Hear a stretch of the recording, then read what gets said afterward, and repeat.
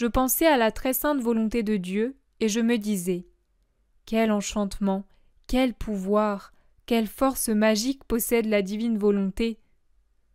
Pendant que je réfléchissais ainsi, mon aimable Jésus me dit « Ma fille, les simples mots divine volonté désignent la puissance créatrice.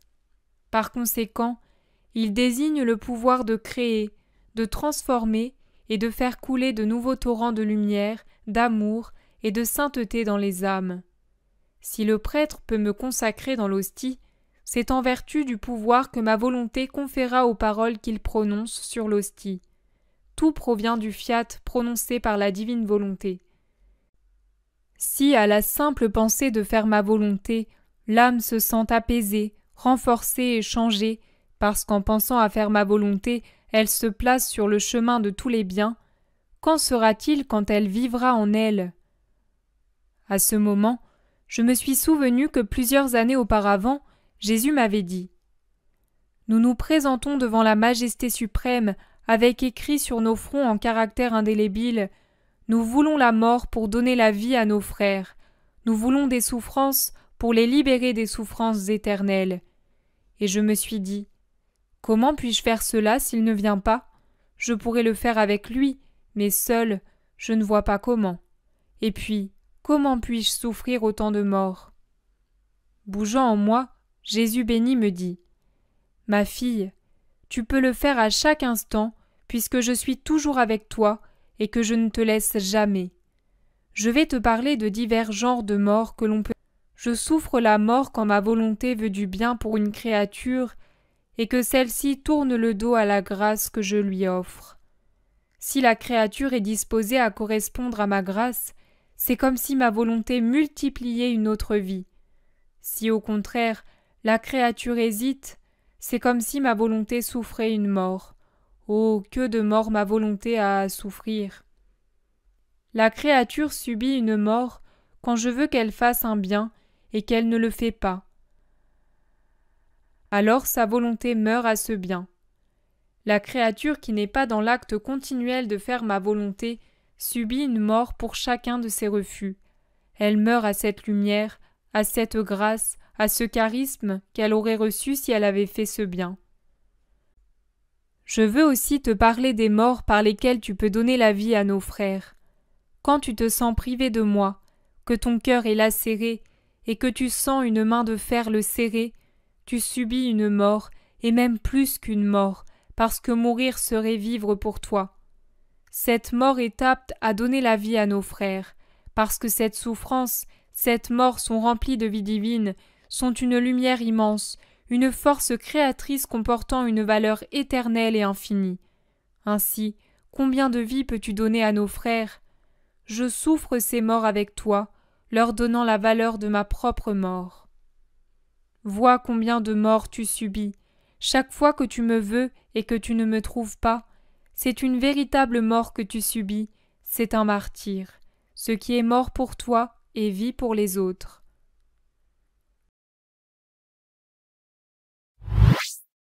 Plus tard, mon doux Jésus revint.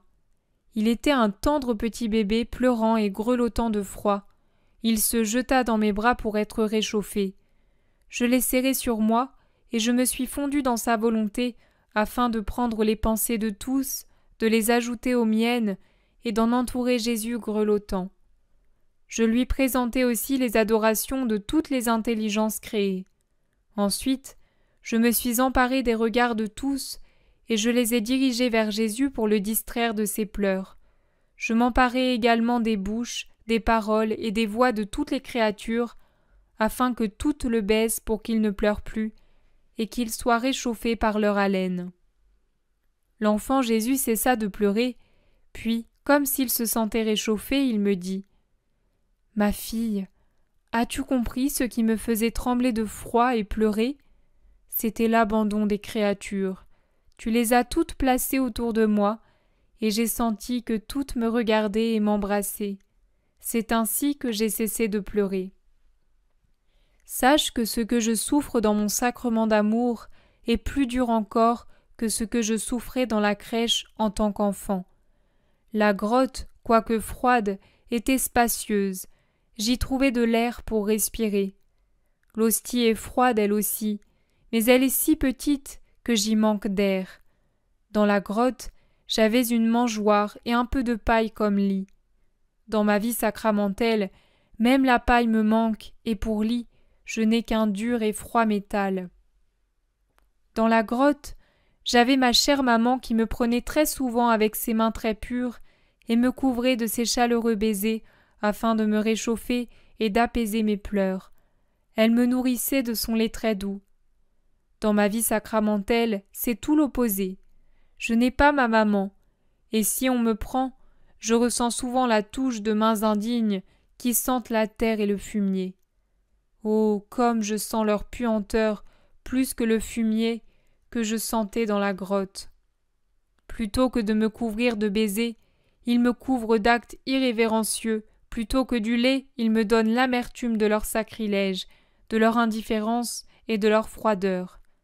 Dans la grotte, Saint Joseph ne me privait jamais d'un peu de lumière ou d'une petite lampe pendant la nuit.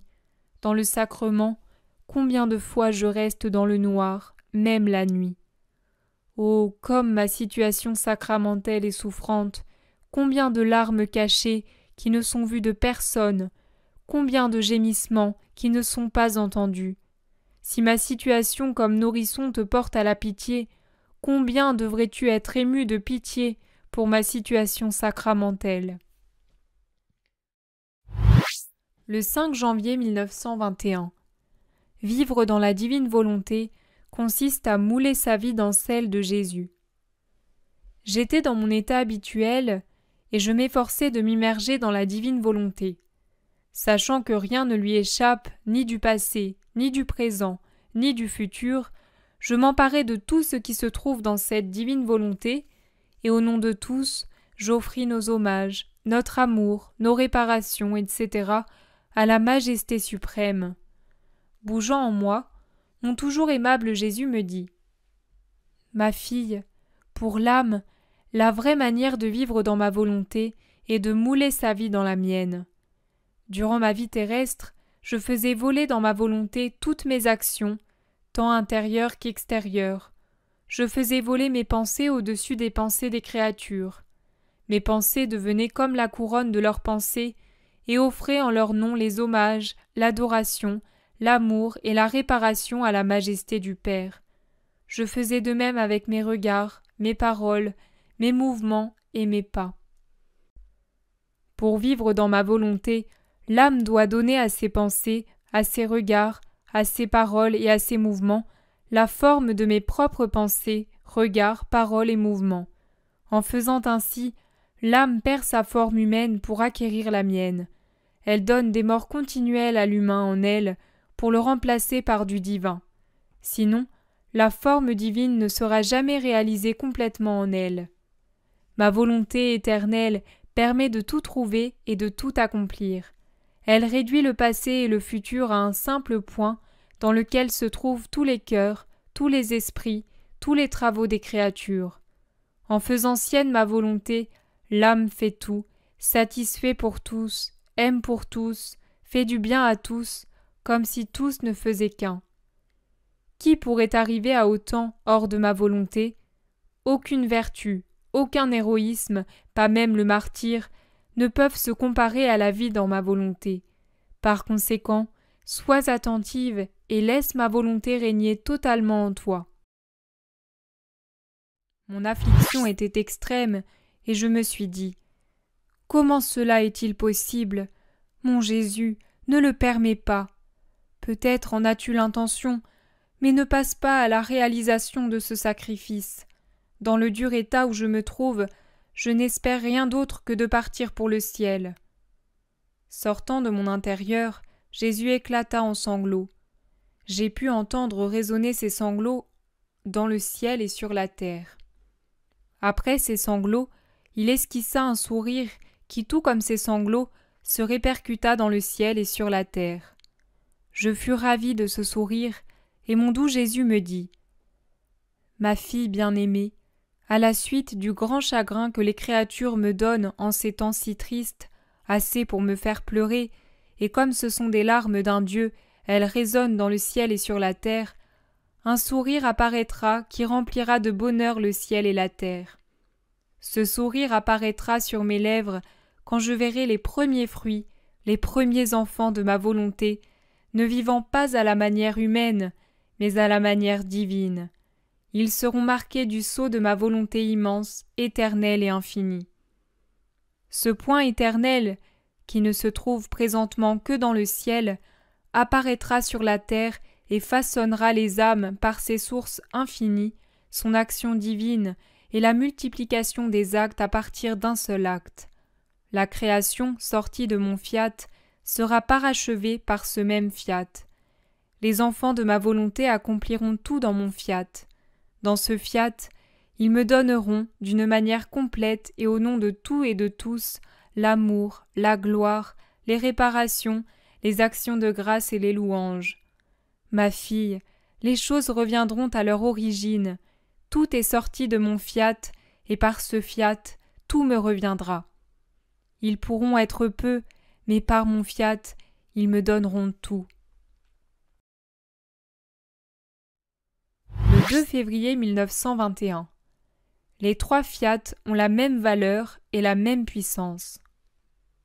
Étant dans mon état habituel, je m'immergeais profondément dans la divine volonté en disant à Jésus : « Mon Jésus, je voudrais qu'il y ait en moi tant d'amour que je puisse compenser pour les manques d'amour de toutes les générations passées, présentes et futures.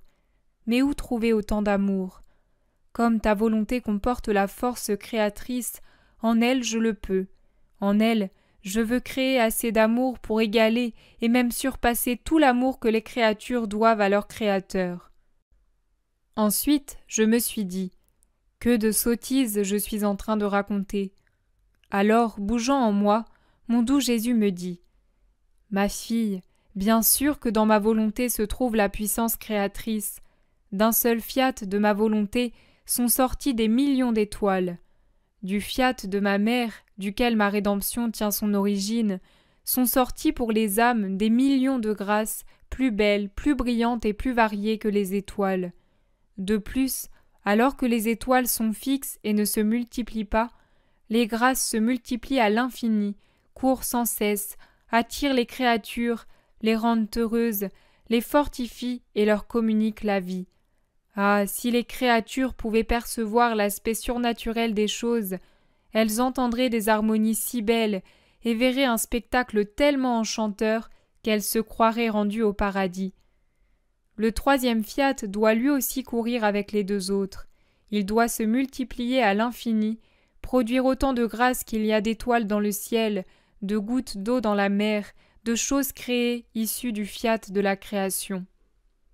Les trois fiat ont la même valeur et la même puissance. Tu dois disparaître, et ce sont les fiat qui agiront. Par conséquent, tu peux dire dans mon fiat tout-puissant : je veux créer autant d'amour, d'adoration et de bénédiction, et procurer autant de gloire à mon Dieu qu'il faut pour compenser pour toutes les créatures et toutes les choses. Tes actes rempliront le ciel et la terre, se multiplieront en parallèle avec les actes de la création et celles de la rédemption. Tous ne feront qu'un.